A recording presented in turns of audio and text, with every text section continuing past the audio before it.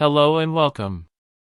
In this lesson, we're going to explore three of the most commonly used editing tools in Microsoft Word: cut, copy, and paste. These simple but powerful commands let you move or duplicate text quickly, saving you time when reorganizing your document. Let's start with cut. The cut function removes selected text from its original location and stores it on the clipboard so you can paste it somewhere else. To cut text, first select the part you want to move. Then, either right-click and choose Cut. Now move your cursor to the new location and right-click. Choose the Paste option from the menu.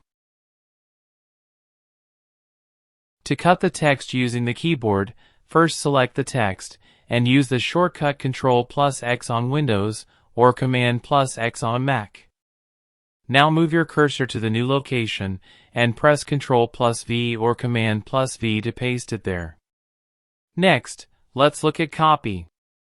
Copy works almost the same as cut, but instead of removing the text, it creates a duplicate. To copy the text, first select the part you want to copy. Then, either right-click and choose Copy. Now move your cursor to the new location and right-click. Choose the Paste option from the menu. To copy the text using the keyboard, first select the text, and use the shortcut Ctrl+C on Windows or Command+C on Mac.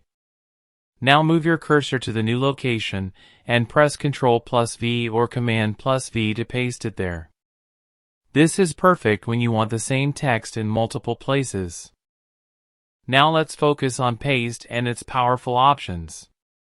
When you copy text with Ctrl+C on Windows or Command+C on a Mac, Word stores that text on something called the clipboard.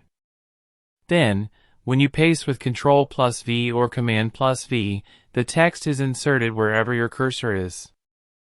But here's the key. Word doesn't just paste in one way, it gives you several choices. Right after you paste, you'll notice a small clipboard icon appear near your text. That's the Paste Options button. Click it, and you'll see multiple choices that affect how the text appears. The first option is Keep Source Formatting.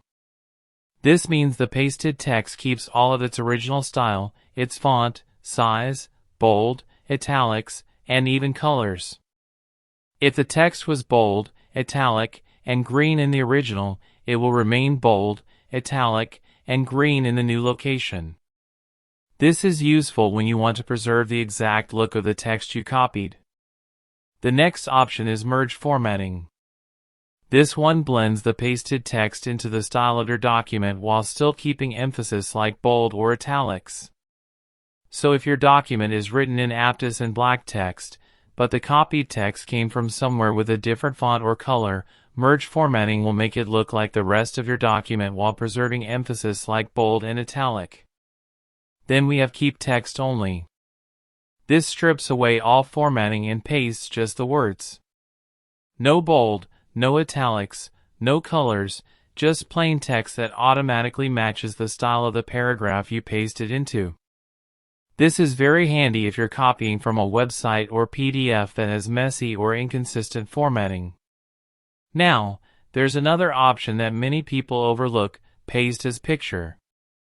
Instead of pasting text that can be edited, Word lets you paste it as an image. To do this, copy your text, and from the contextual menu select the third option. When you paste as a picture, the text is converted into an image. This means you can move it around, resize it, and even apply picture formatting like borders, shadows, or effects. It's especially useful if you want to lock a heading or a snippet of styled text so that no one else can accidentally edit it. Just remember that once text is pasted as a picture, you can't change the words, it's no longer editable text. You can also find these same paste options in the Home tab under the Paste drop-down menu. And that's it. You now know how to use cut, copy, and paste effectively in Microsoft Word, along with practical ways to control formatting when pasting. Thanks for watching, and I'll see you in the next lesson.